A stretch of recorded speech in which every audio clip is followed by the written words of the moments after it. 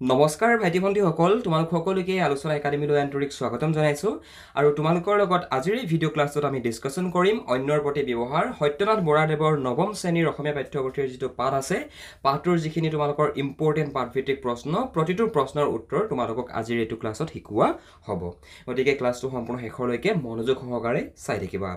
1 number প্ৰশ্ন, যে সাৰথী পুথিখন কাৰ ৰচনা? উত্তৰত লিখিবা সাৰথী পুথিখন সত্যনাথ বৰাদেৱৰ ৰচনা। 2 নম্বৰ প্ৰশ্ন, কি নজনাৰ নিমিত্তে বহুত মানুহে জীৱনত নানাবিধ উপদ্ৰৱ ভুগিবলৈ পায়? এই প্ৰশ্নটোৰ উত্তৰত লিখিবা যে ব্যৱহাৰ প্ৰণালী নজনাৰ নিমিত্তে বহুত মানুহে জীৱনত নানাবিধ উপদ্ৰৱ ভুগিবলৈ পায়। অৰ্থাৎ মানুহে মানুহৰ লগত কেনেদৰে ব্যৱহাৰ কৰিব লাগে আৰু কেনেকৈ চলিলে সংসাৰত সুখে সন্তোষে জীয়াই থাকিব পাৰি তাক নজনাৰ বাবে বহুতো মানুহে জীৱনত নানাবিধ উপদ্ৰৱ ভুগিবলগীয়া হয়। আমাৰ সমাজ ব্যৱস্থাত এনে কিছুমান মানুহ আছে যি মানুহে মানুহক ব্যৱহাৰ কৰিব নাজানে। সৰুক কেনেকৈ মৰম কৰিব লাগে, নতুবা ডাঙৰক কেনেকৈ সন্মান কৰিব লাগে, ব্যৱহাৰ কৰিব লাগে, এই ব্যৱহাৰ প্ৰণালীবিলাক কিছু মানুহে নাজানে। আৰু সেইবিলাক মানুহে কিন্তু জীৱনত নানাবিধ উপদ্ৰৱ তেখেতলোকে ভুগিবলগীয়া হয়। তেখেতলোকৰ জীৱনত বিভিন্ন সময়ত বিভিন্ন ধৰণৰ বেমেজালিয়ে দেখা দিয়ে। গতিকে সুখে সন্তোষে থাকিবলৈ হ'লে আমি ব্যৱহাৰ প্ৰণালী জানিব লাগিব। আমি ডাঙৰক কেনেকৈ মৰম নতুবা সন্মান কৰিম, শ্ৰদ্ধা কৰিম, সৰুক কেনেকৈ মৰম কৰিম, সন্মান কৰিম, এই সম্পৰ্কে আমি জ্ঞাত হ'ব লাগিব। কাহানিও কাকো দম্ভালি মাৰি ফিট মাৰি কথা ক'ব নালাগে। কোনটো শ্ৰেণীৰ মানুহৰ শত্ৰু সৰহ? যি শ্ৰেণীৰ মানুহে আনৰ লগত কেটেৰা মাৰি বা খিংখিঙীয়াকৈ কথা কয় সেই শ্ৰেণীৰ মানুহৰ শত্ৰু সৰহ। আমাৰ সমাজত এনেকুৱা কিছুমানো মানুহ আছে যি মানুহে মানুহক কথা ক'বই নাজানে। তুমি যদি কিবা এটা প্ৰশ্ন কৰা নতুবা কিবা এটা সোধা, তোমাক উত্তৰটো খিংখিঙীয়াকৈ বহুত দম্ভালি মাৰি তোমাক যদি সেই ব্যক্তিজনে উত্তৰ দিয়ে, তেনেহ'লে তোমালোকে সেই ব্যক্তিজনক জানো নেক্সট টাইম মাতিবা? নিশ্চয় নামাতা। তোমালোকে ক'বা যে কি ইয়াক কথা সুধি লাভেই নাই, এই মানুহক ইমান দম দি কথা কয়, ইমান দম্ভালি মাৰি, ইমান ফিট মাৰি কথা কয়। গম পাইছানে? কিন্তু সেই শ্ৰেণীৰ মানুহৰ কিন্তু শত্ৰু সৰহ। নিজৰ ক্ষেত্ৰতে যদি চাবলৈ যোৱা, তেনেহ'লে তুমি যদি আজি বহুত দম্ভালি মাৰি যদি নিজৰ লগৰীয়াবিলাকক নতুবা মা দেউতাক নতুবা ভাই ভনীৰ লগত যদি দম্ভালি মাৰি কথা পাতা যে মই আমুক মই তামুক, ফিট মাৰি যদি খেংখেঙীয়াকৈ কেটেৰা জেঙেৰাকৈ যদি তুমি কথা পাতা, তোমাক যদি মৰম কৰিব? নকৰে। গম পাইছানে? একচুৱেলি সত্যনাথ বৰাদেৱৰ এই যিটো অন্যৰ প্ৰতি ব্যৱহাৰ নামৰ পাঠটোৰ পৰা আমাক আমাৰ ব্যৱহাৰিক জ্ঞানটো দিব বিচাৰিছে। আমি কেনেকৈ ডাঙৰক সন্মান কৰিব লাগে, আমি জীৱনত কেনেকৈ সুখে শান্তিৰে জীয়াই থাকিব পাৰিম, এই সম্পৰ্কে আমাক এটা ধাৰণা দিবলৈ বিচাৰিছে। সহজ ব্যৱহাৰৰ অনুপান কি? উত্তৰত লিখিবা নম্ৰতা। নম্ৰতা হৈছে সহজ ব্যৱহাৰৰ অনুপান। নেক্সট কুৱেশ্যন, মনত অহংকাৰ ৰাখি মুখত নম্ৰ হ'লে মানুহক কি কৰা হয় বাৰু? মনত অহংকাৰ ৰাখি মুখত নম্ৰ হ'লে মানুহক অৰ্থাৎ ছলনা কৰা হয়। আমাৰ সমাজ ব্যৱস্থাত এনেকুৱা কিছুমানো মানুহ আছে যি নেকি মুখত খুব মিঠা। তোমালোকে এনেই মন কৰিবাচোন, মুখত ইমানেই মিঠা মিঠা কথা ক'ব, কিন্তু পেটে সিয়াৰ মাজত তোমাৰ প্ৰতি কিছুমান বেয়া ভাৱ সোমাই থাকে, হয়নে? তো তেনেকুৱা ধৰণে যদি তোমালোকক যদি কোনোবাই এনেকৈ যদি ছলনা কৰে, তাৰমানে ঠগ কৰে, লাইক তোমালোকৰ মুখত মিঠা মিঠা কয় কিন্তু তোমাৰ প্ৰতি সেই ব্যক্তিজনৰ মাজত কোনো ধৰণৰ ভাল ভাৱ অন্তৰত নাই, আৰু তেনে কৰা হ'লে মানুহক ছলনা কৰা হয়। বুজি পাইছা? ভাইটি ভণ্টিসকল, ক্লাছটোত আগ নপাহোঁতে তোমালোকে যদি ইংৰাজী বিষয়টো যদি বুজি নোপোৱা, ইংৰাজী বিষয়টো যদি তোমালোকৰ পৰীক্ষাত সদায় প্ৰত্যেকবাৰতে নম্বৰ কমকৈ আহে, তেনেহ'লে তোমালোকে আমাৰ লগত জইন হৈ ল'ব পাৰা। তোমালোকক আমি ক্লাছ 9ৰ ষ্টুডেণ্টছখিনিক ইংৰাজী ছাবজেক্টটো আমি এক্সট্ৰাকৈ শিকাওঁ। আমাৰ এক্সট্ৰা পাৰ্চনেল অনলাইন কোচিং আছে, য'ত আমি তোমালোকক শিকাওঁ। তোমালোকৰ কুৱেশ্যন আনচাৰ কেনেকৈ লিখিব লাগিব, কেনেকৈ পঢ়িব লাগিব, lesson explanation, question answer explanation, তো সকলো তোমালোকে যদি বিচৰা আমাৰ থ্ৰুৱেদি পঢ়িবৰ কাৰণে, তেনেহ'লে পঢ়িব পাৰিবা। ইয়াৰ কাৰণে তোমালোকে একো কৰিব দৰকাৰ নাই, জাষ্ট ওপৰত দিয়া ফোন নাম্বাৰটোত ফোন কৰা, নতুবা ডেছক্ৰিপশ্যনত এখন ফৰ্ম আছে, ফৰ্মখন তোমালোকে ফিল আপ কৰি দিবা। অ'কে, তোমালোকক আমি নিজে কণ্টেক্ট কৰি ল'ম। অ'কে, নেক্সট কুৱেশ্যন, এই শ্ৰেণীৰ মানুহৰ স্বভাৱ নিচেই পাতল, আৰু ইয়াত কোনটো শ্ৰেণীৰ মানুহৰ কথা কোৱা হৈছে বাৰু? উত্তৰত লিখিবা যি শ্ৰেণীৰ মানুহে আনৰ গোপন কথা লুকুৱাই ৰাখিব নোৱাৰে সেই শ্ৰেণীৰ মানুহৰ স্বভাৱ নিচেই পাতল বুলি লিখকে উল্লেখ কৰিছে। আমাৰ সমাজত এনেকুৱা কিছুমান মানুহো আছে, তুমি যদি তোমাৰ কিবা চিক্ৰেট কথা এটা তুমি তাক কৈ দিয়া, উদাহৰণস্বৰূপে তোমাৰ নিজৰ সমনীয়াবিলাকৰ কথাকে ভাবিব পাৰা। তুমি ভাবিবা কি যে মোৰ কথাটো তোমাৰতো ক'বলৈ মন যাব ন, তোমাৰ মাজত যদি কিবা এটা যদি তোমাৰ কিবা গোপন কথা থাকে, তোমাৰ যদি কিবা এটা চিক্ৰেট থাকে, তোমাৰতো ক'বলৈ মন যাব। এতিয়া তুমি লগৰজনক ক'বা, আৰু লগৰজনক কোৱাৰ পিছত যে ক'বা তই এইটো কাকো নকবি দেই, নতুবা তুমি এইটো কাকো নক'বা। তাৰপিছত সি কি কৰিব? সি গৈ পিনে বেলেগক তোমাৰ এই কথাটো কৈ দিব যে আমুকটো গম পাওঁনে? এতিয়া সেই যিটো স্বভাৱৰ এই স্বভাৱৰ যি শ্ৰেণীৰ মানুহ, মানে যি শ্ৰেণীৰ মানুহে আনৰ গোপন কথা লুকুৱাই ৰাখিব নোৱাৰে সেই শ্ৰেণীৰ মানুহৰ স্বভাৱ নিচেই পাতল বুলি সত্যনাথ বৰাদেৱে পাঠটোত উল্লেখ কৰিছে আৰু তোমালোককো মই এইটো উপদেশ দিব বিচাৰিম যে কাহানিও এনেকুৱা নহবা তোমালোকক যদি কোনোবাই বিশ্বাসত যদি কিবা এটা সিক্ৰেট কথা কয় তেনেহলে তোমালোকে সদায় সেই বিশ্বাসটো ৰাখিবা সেই সিক্ৰেটটো সদায় সিক্ৰেটকে ৰাখিবা এনেকুৱা নহয় যে কি তোমাৰ আগত সেই লগৰটোৱে ক'লে কাৰণে তুমি তাৰ কথাটো বেলেগক ক'বা হয়নে তো হেনেকুৱা তোমালোকেও নকৰিবা কাৰ লগত সম্বন্ধ ৰাখিলে হঠতাক প্ৰশ্ৰয় দিয়া হয় উত্তৰ লিখিবা হঠ মানুহৰ লগত সম্বন্ধ ৰাখিলে হঠতাক প্ৰশ্ৰয় দিয়া হয় মানে দ্ৰুত প্ৰকৃতিৰ লোক আৰু এটা হঠ মানুহ বুলি কোৱাৰ লগে লগে যি মানুহৰ প্ৰকৃতিটো দ্ৰুত হয় মানে দ্ৰুত প্ৰকৃতিৰ লোক কিছুমান এনেকুৱা মানুহ আছে ন যিবিলাক মানুহে আমাৰ সমাজখনত কোনো ধৰণৰ প্ৰভাৱ নেপেলায় প্লাছ যিবিলাক মানুহৰ একো ভেলু নাথাকে হয়নে সেই মানুহৰ পৰা সদায় আঁতৰত থাকিবা তোমালোক যি মানুহে সমাজখনৰ কাৰণে নতুবা যি মানুহে তোমালোকৰ জীৱনত কোনো ধৰণৰ পজিটিভ ইম্পেক্ট নেপেলায় সেই মানুহৰ পৰা পৰাপক্ষত দূৰত ৰাখিবা মানে সেই মানুহৰ লগত সম্বন্ধ নাৰাখিবা নেক্সট কুৱেশ্যন বহল ব্যাকৰণ পুথিখন কাৰ ৰচনা এটো ভি আছে টাইপ পৰীক্ষাত আহিব পাৰে তোমালোকে ব্যাকৰণ নামৰ যিখন পুথি বহল ব্যাকৰণ নামৰ পুথিখনৰ লিখক হৈছে সত্যনাথ বৰাদেৱ নেক্সট কুৱেশ্যনটো তোমালোকক চমুকৈ বুজাই লিখিব কৈছে আৰু এনেকুৱা ধৰণৰ তোমালোকৰ অলটোটেল 4টা প্ৰশ্ন আছে আৰু বিশ্বাস কৰা এই 4টাৰ ভিতৰৰে এটা প্ৰশ্ন তোমালোকৰ হাফ ইয়াৰলি এক্সামত কিন্তু আহি যাব গতিকে তোমালোকে এই 4টা প্ৰশ্নতে তোমালোকক এটা এক্সপ্লেইন কৰা হ'ব হয়তো 20-25 মিনিট লাগি যাব কিন্তু অলপ মনোযোগ সহকাৰে ক্লাছটো কৰিবা তোমালোকৰ বুজাত উজু হ'ব মানে ভাইটি ভণ্টিসকল 2 নম্বৰ প্ৰশ্নকেইটা মন কৰা 1 নম্বৰতে কৈছে যে কি চমুকৈ উত্তৰ লিখা যে ব্যৱহাৰ প্ৰণালীক সামান্য কথা বুলি উলাই কৰিব নোৱাৰি ইয়াৰ উত্তৰত লিখিবা যে মানুহ হৈছে সমাজপ্ৰিয় জীৱ সমাজত শান্তিপূৰ্ণভাৱে জীৱন যাপন কৰিবলৈ আচাৰ ব্যৱহাৰ হৈছে অতি প্ৰয়োজনীয় দিশ আচাৰ ব্যৱহাৰ সদায় নম্ৰ ভদ্ৰ হোৱাৰ লগতে ব্যৱহাৰত সদাচাৰ থাকিব লাগে মানুহ হৈছে সামাজিক প্ৰাণী আমি এখন শৃংখলাবদ্ধ সমাজত বসবাস কৰোঁ হয় নহয় আমিতো গৰু ছাগলীৰ নিচিনা আমিতো য'তে ত'তে ঘূৰি নুফুৰো আমিতো ৰাতি হ'লেতো ঘৰতে থাকোঁ আমি এখন সমাজত থাকোঁ আমি এখন সমাজত শৃংখলাবদ্ধভাৱে কিছুমান নীতি নিয়ম মানি চলি আমি সমাজত বসবাস কৰোঁ এতিয়া সমাজত শান্তিপূৰ্ণভাৱে জীৱন যাপন কৰিবলৈ আচাৰ ব্যৱহাৰ হৈছে অতি প্ৰয়োজনীয় দিশ অৰ্থাৎ আমি সমাজত শান্তিপূৰ্ণভাৱে জীৱন যাপন কৰিবলৈ হ'লে আমি আচাৰ ব্যৱহাৰ জানিব লাগিব আমি সৰুক কেনেকৈ মৰম কৰিম ডাঙৰক কেনেকৈ সন্মান কৰিম এই সম্পৰ্কে আমি জানিব লাগিব আচাৰ ব্যৱহাৰ সদায় নম্ৰ ভদ্ৰ হোৱাৰ লগতে ব্যৱহাৰত সদাচাৰ থাকিব লাগে মানুহৰ যি আচাৰ ব্যৱহাৰ সেই আচাৰ ব্যৱহাৰ সদায় নম্ৰ হ'ব লাগে মানুহ সদায় নম্ৰ হ'ব লাগে ভদ্ৰ হ'ব লাগে লগতে তোমাৰ যি ব্যৱহাৰ মানুহৰ যি ব্যৱহাৰত সদাচাৰ থাকিব লাগে এজন ব্যক্তিৰ চৰিত্ৰ ভাল হ'লেও তেওঁ যদি অহংকাৰী কঠোৰভাৱে কথা কোৱা বা বেয়া ব্যৱহাৰ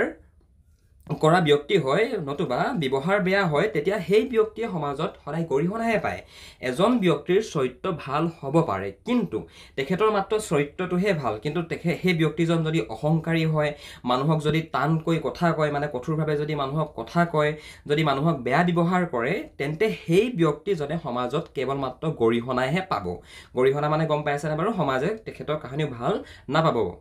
আনহাতে কোনোবা কপট বা চলাহী ব্যক্তিয়ে যদি সদায় নম্ৰ সহজ আৰু সৎভাৱে আচৰণ কৰে তেন্তে তেওঁ আনৰ মৰম আৰু বিশ্বাস অৰ্জন কৰিবলৈ সক্ষম হয় তো যি ব্যক্তিয়ে মানুহক কঠোৰভাৱে কথা কয় সেই ব্যক্তিয়ে সমাজত সদায় গৰিহণা পায় যি ব্যক্তি অহংকাৰী হয় সেই ব্যক্তিয়ে সমাজত কেৱল মাত্ৰ গৰিহণাহে পায় কিন্তু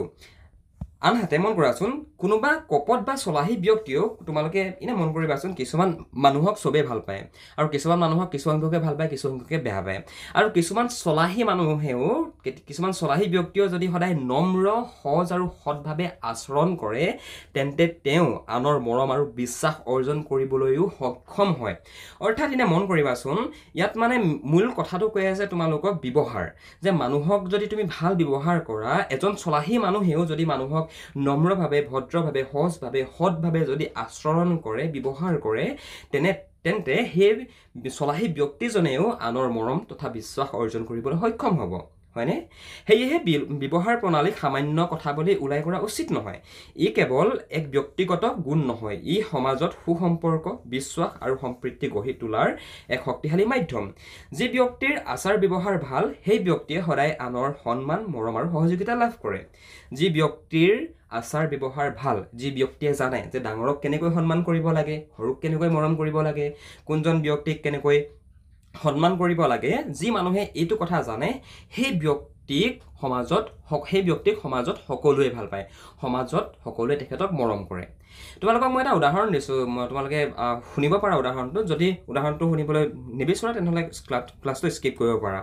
চোৱা কাউৰীজনী কেনেকুৱা ক'লা কুলিজনী কেনেকুৱা ক'লা কাউৰী আৰু কুলি দুইজনীয়ে ৰংটো ক'লা হয় কিন্তু কাউৰীক কোনো ভাল নাপায় কিন্তু কুলিক চবে ভাল পায় ইভেন তোমাৰ কাউৰী আৰু কুলি দুইজনী দেখাটো অলপমান একেই হয় তোমাৰ সন্মুখত যদি মই এজনী কাউৰী আৰু এজনী কুলি দি দিওঁ তুমি মানে এইটো তোমাৰ মনত এইটো খুৰুনি হৈ যাব যে কি কোনজনী কুলি কোনজনী কাউৰী মানে দেখিবলৈ একে হয় দুইজনী ক'লা দেহৰ গঠনো একে কিন্তু কুলিক চবেই ভাল পায় হয় নে নহয় কুলিক কোনে বেয়া পায় কুলিকটো চবেই ভাল পায় কিন্তু কাউৰীক চবেই ভাল পায় নেকি নাপায় নহয় কিয় নাপায় বাৰু কিয়নো কুলিৰ মাতষা মিঠা হয় আৰু কাউৰীৰ মাতষা কেঁহা হয় কাউৰীয়ে যেতিয়া চিঞৰে কা কা বুলি মানে দুপৰীয়া সময়ত যদি চিঞৰি দিয়ে নতুবা ৰাতিপুৱা যদি চিঞৰে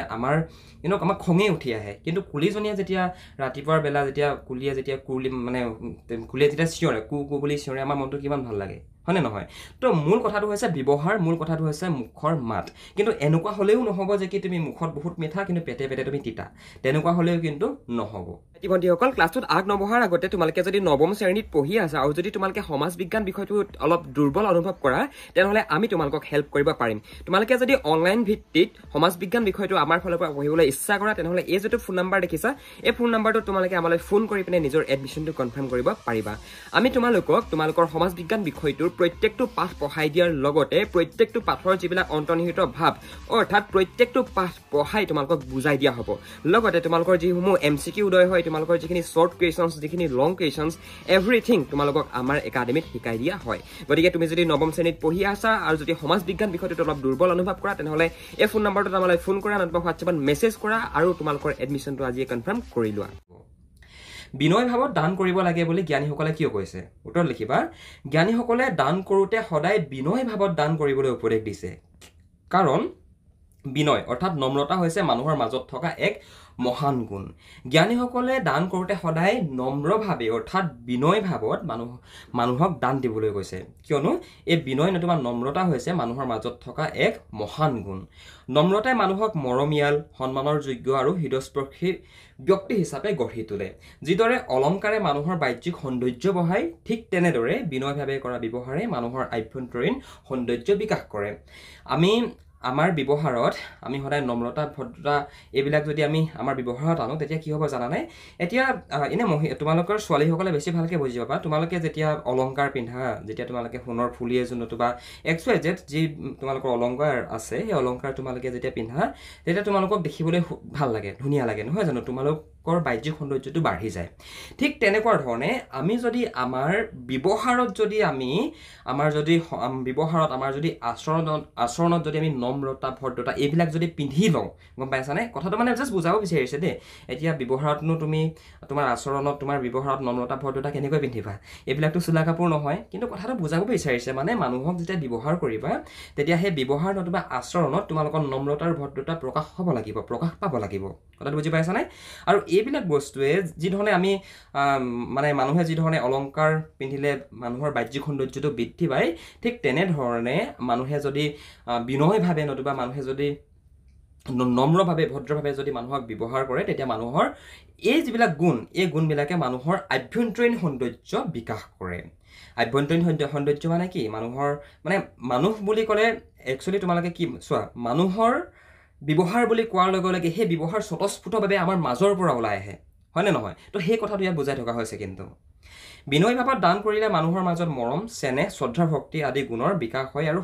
সামাজিক জীৱনো সুখৰ হয় আৰু যদি কোনোবা ব্যক্তিয়ে দান কৰোঁতে উদ্ধত বা কেতেৰা মানে হৈছে কি কঠোৰ স্বৰত কথা কয় সেই ব্যক্তিৰ দানৰ কোনো অৰ্থ নাথাকে আৰু এনে আচৰণৰ বাবে দান গ্ৰহণকাৰীয়ে অন্তৰত কষ্ট পায় উপকাৰক স্বীকৃতি দিয়াৰ সলনি তেওঁক অৱজ্ঞাৰ দৃষ্টিৰে চাব লগা হয়